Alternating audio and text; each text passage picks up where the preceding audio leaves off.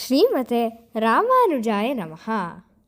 The 227th thirunaamam in Vishnusahasranama is Vishwatma. Once, when Madurai was ruled by King Arimartana Pandian, a major flood threatened to submerge the entire town. To save the city, the king ordered one person from every household to come and help raise the banks of the Vaigai river. In the city lived a pious elderly woman named Vandi. She lived all alone, and being weak and frail, she could not physically go to the river to carry out the royal decree. When the king's guards came to her door, demanding her presence, she stood helpless, wondering what to do. Just then, a strong young man walked up to her and said, "Don't worry, mother. I will go and work on behalf of your house. But before I leave, please give me something to eat." Vandi happily offered him some freshly cooked food. After eating, the man walked down to the river bank. But instead of working, he casually took a fistful of mud, tossed it near the bank, and went straight to sleep under a nearby tree. Soon after, King Arimartana Pandian arrived to inspect the progress.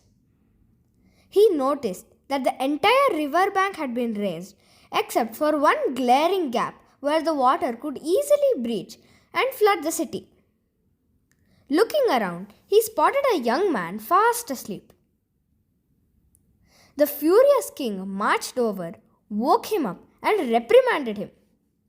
But the young man remarked casually, "As though the flood is gonna be stopped by all this mud. O king, you have made a grave mistake. The true reason for this flood is that you have wrongfully imprisoned Manika Vachakar, a great devotee of Shiva. If you release him, the flood waters will recede."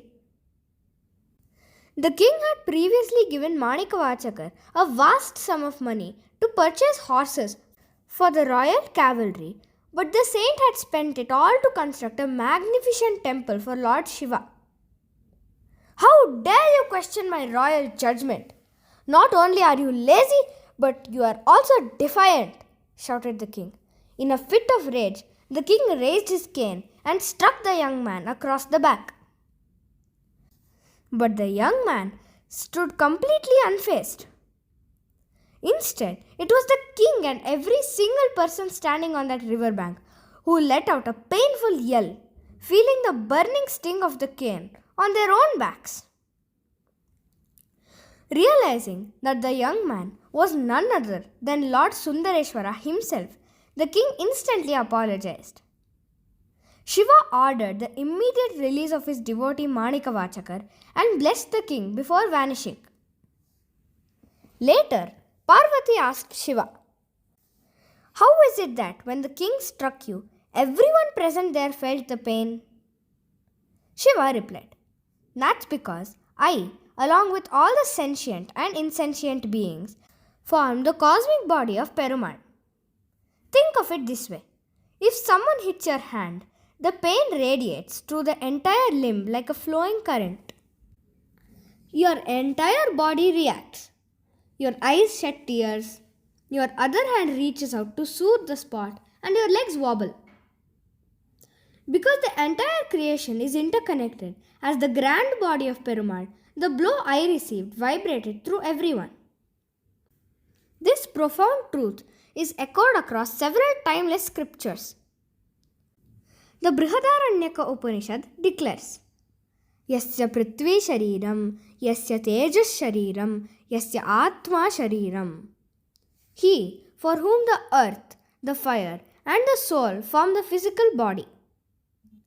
In the Ramayana, Brahma states directly to Sri Rama, "Jagat sarvam shariram te." The entire universe is your body.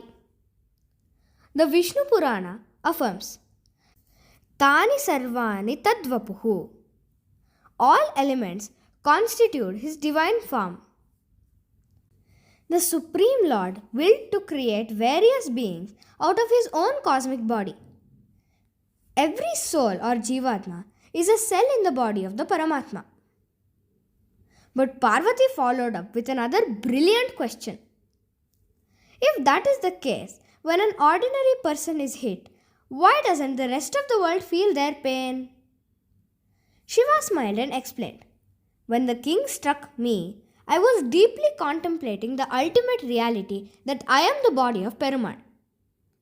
Because of my intense, unbroken realization, the pain reverberated through the cosmic network. Ordinary people do not trigger this because they are yet to realize deeply that they too are Perumal's body and that he resides within them as the inner dweller. When we rise above our limited egos and start seeing the divine within everything, we realize the truth of the Purusha Suktam. Purusha evedagam sarvam yad bhutam yadcha bhavyam. The Supreme Paramatma is indeed all this, whatever has been and whatever is yet to be. The thirunaamam, Vishwatma, means the one who pervades the entire universe with his infinite knowledge and strength, acting as its very soul. If we chant Vishwatmane Namaha every day, Perumal will bless us to remain unfazed by the worldly pains and grant us the divine vision to see his presence in all things. Srimate Ramarujaya Namaha.